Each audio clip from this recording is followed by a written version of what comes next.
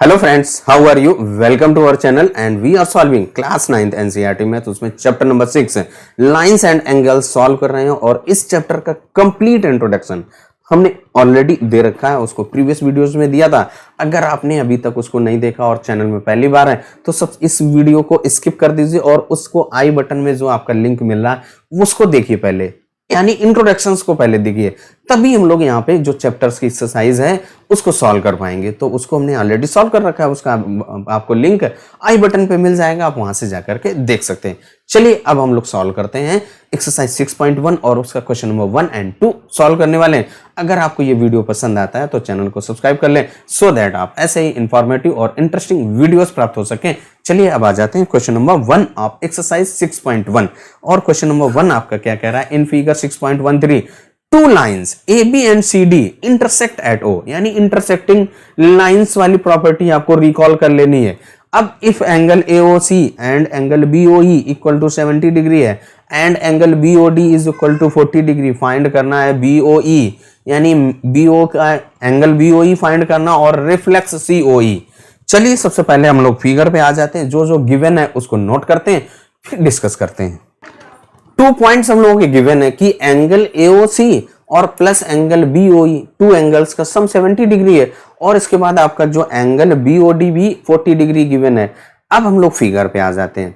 देखिए क्या कह रहा है कि AB and CD are two intersecting line और वो इंटरसेक्ट कर रही है एट O। बिल्कुल सही बात है। तो आपकी AB लाइन क्या है? ये आपकी एक AB लाइन है और इसके बाद ये आपकी CD लाइन है। अब हम लोग जो गिवन है उसको एंगल BOD कितना है? 40 डिग्री। तो सबसे पहले आप एंगल BOD पहचानिए।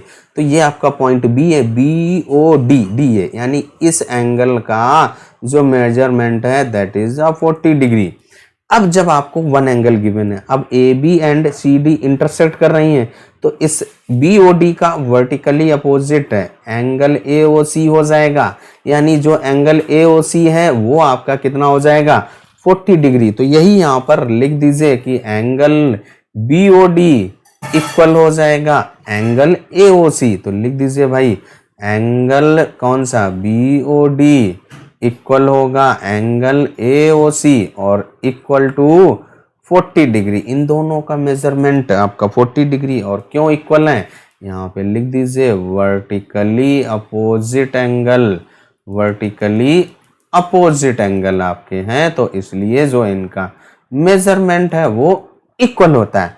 अब जब आपने एंगल AOC का वैल्यू फाइंड कर लिया, अब हमें यहाँ पे देखिए angle AOC plus angle BOE is equal to 70 degree, ये आपका गिवन है। इस पॉइंट को यहाँ पे नोट कर लीजिए और जो आपने AOC का वैल्यू फाइंड कर लिया वो AOC का वैल्यू यहाँ पे पुट कर दीजिए तो आपका BOE आ जाएगा।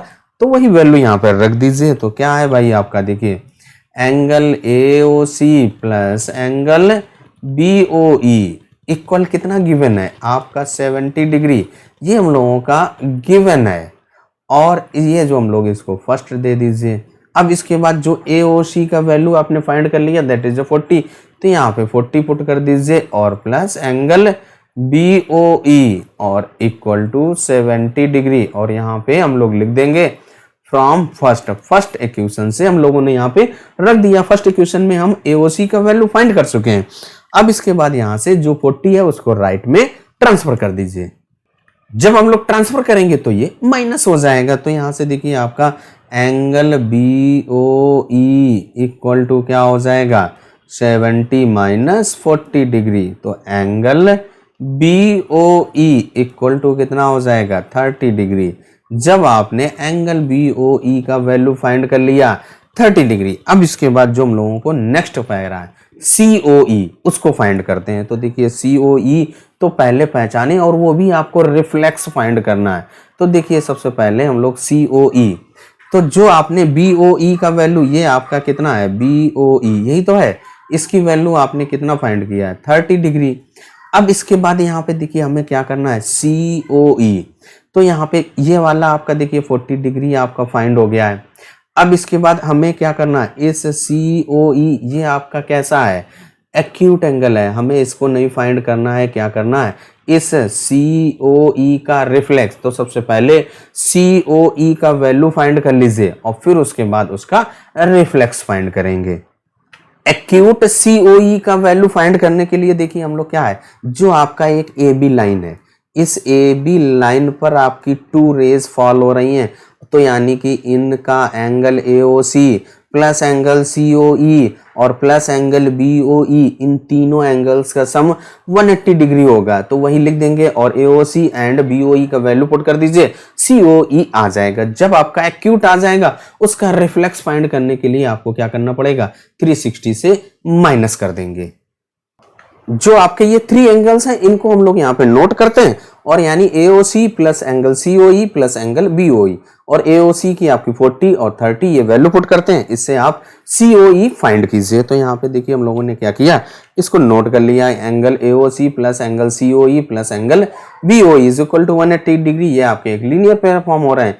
एंगल AOC की वैल्यू आपने 40 डिग्री फाइंड किया था, प्लस एंगल COE आपको फाइंड करना है, प्लस एंगल BOE आपका 30 डिग्री इक्वल टू 180 डिग्री। अब यहाँ से इनको ऐड कर दीजिए, तो जो आपका एंगल COE इक्वल टू क्या हो जाएगा, 180 डिग्री माइनस ये 40 और 38 होगा, 70 आ जाएगा। तो यहाँ पे 70 डिग्री, तो यहाँ से angle COE equal to 110 degree. ये हम लोगों का जो एंगल COE आपने फाइंड किया है वो एक्यूट आया। अब इसका रिफ्लेक्स COE फाइंड करने के लिए आपको 360 से माइनस कर देना है। तो यहाँ पे लिख देंगे reflex angle COE equal to क्या हो जाएगा, 360 डिग्री माइनस 110 डिग्री और इक्वल टू 250 डिग्री।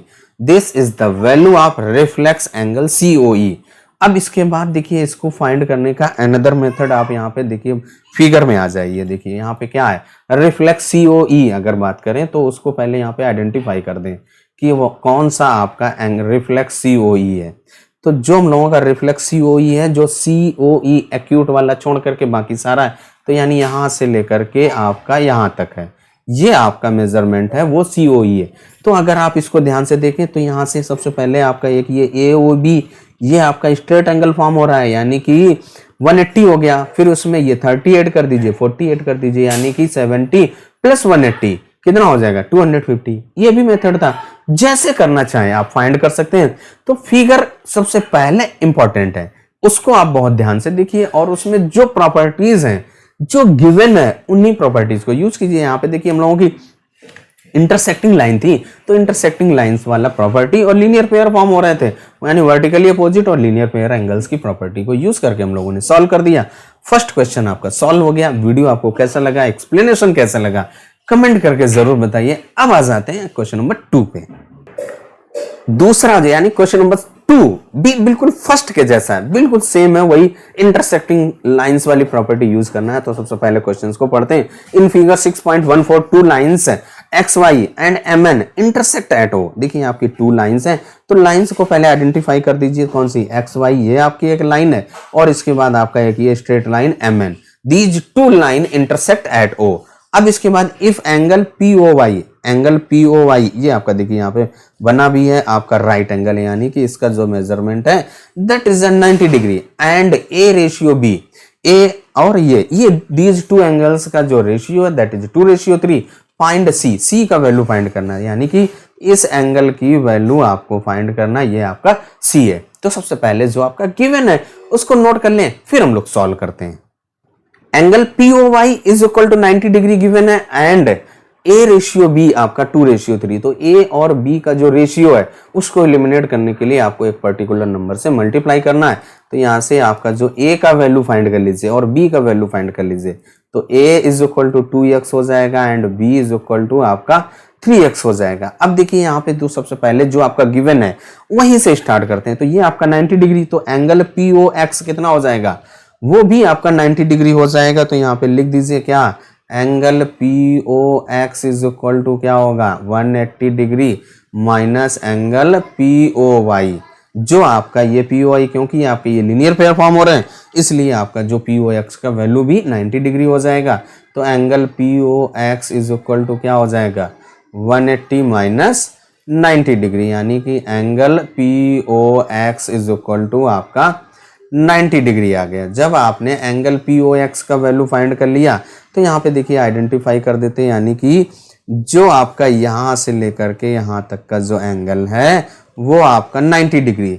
अब अगर आप फिगर में ध्यान से देखें तो जो आपका A और B का सम कितना हो जाएगा 180 डिग्री। तो यहाँ पे लिख देंगे A plus B is equal to 180 degree. तो यहाँ पे फ्रॉम द फिगर क्या हो जाएगा A plus B equal to 90 degree. 90 degree होगा कि नहीं होगा, जो क्योंकि आपका जो एंगल POX है वो आपका A और B के सम के इक्वल है। तो यहाँ पे क्या हो जाएगा A और B का वैल्यू पुट कर दीजिए। तो A का वैल्यू आपका 2x है प्लस B का value 3x is equal to आपका 90 डिग्री। यहाँ से इनको ऐड कर दीजिए, तो 2 में 3 ऐड कर देंगे तो आपका 5x is equal to 90 degree. इसको सॉल्व कर देना just like a linear equation in one variables. अब यहाँ पे देखिए आपका जो x का वैल्यू क्या आ जाएगा 90 और अपान में 5, 18 5 जा 90 होता है, यानी कि x का वैल्यू आपका 18 आ गया।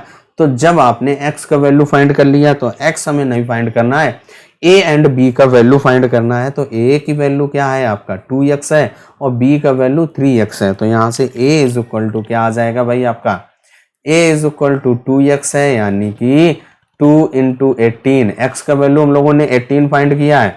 तो a इज इक्वल टू आपका क्या हो जाएगा 36 डिग्री, 18 2 जा 36 होता है। और जो आपका b क्या हो जाएगा b इज इक्वल टू आपका 3x है, 3 इंटू 18, यहाँ पे इसको मल्टीप्लाई कर दीजिए, 18 3 जा 54 डिग्री, यानी कि जो b का वैल्यू है वो आपका 54 डिग्री आ गया। अब आप फिगर पे आ जाइए, जो b का वैल्यू आपने फाइंड किया है वो आपका क्या है 54 डिग्री। तो यहाँ पे b का वैल्यू लिख दीजिए भाई, b इज आपका ये देखिए ये आपका जो एंगल है दैट इज अ 54 डिग्री। जब आपने इसको 54 डिग्री फाइंड कर लिया तो देखिए आपका जो एंगल m, जो आपकी XY and MN line intersect कर रही है, तो जो आपका एंगल MOX या XOM इक्वल होगा, यानी कि ये जो B है ये वाला इस एंगल के इक्वल होगा, क्योंकि ये वर्टिकली अपोजिट एंगल है। तो हम यहाँ पे लिख देंगे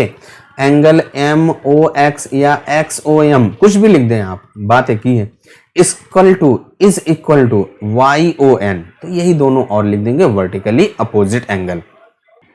जो हम लोगों के ये दो एंगल हैं उनको हम लोग यहाँ पे इक्वल है तो लिख देते हैं। तो एंगल MOX इक्वल हो जाएगा एंगल NOY। MOX इज आपका B है इक्वल टू एंगल NOY, और B का वैल्यू हम लोग 54 डिग्री फाइंड कर चुके हैं। तो यहाँ पे क्या हो जाएगा 54 degree is equal to angle NOY, यानी कि angle NOY is equal to 54 degree. जब आपने एंगल NOY की वैल्यू फाइंड कर लिया, अब आ जाते हैं फिगर पे। देखिए हम लोगों का फिगर में जो एंगल NOY है इसकी वैल्यू हम लोगों ने फाइंड कर लिया है, दैट इज अ 54 डिग्री। जब आपका ये वैल्यू आ गया अब हम लोग C का वैल्यू फाइंड कर लेंगे। तो ये आपका देखिए क्या है 54 डिग्री। अब देखिए जो आपकी XOY एक स्ट्रेट लाइन है, XY एक स्ट्रेट लाइन है, उस पे ON आपकी एक रे फॉल हो रही है। तो उसके थ्रू से जो two angle XON and YON, these two angles का सम 180 डिग्री, यानी लीनियर पेयर्स के थ्रू से। तो यही यहाँ पे लिख देना है। अब इसके बाद एंगल NOY या YON की value 54 plus C equal to 180 degree, minus कर दीजिए, आपका आंसर आ जाएगा। तो यही यहाँ पे हम लोग लिखते हैं फिर सॉल्व करते हैं।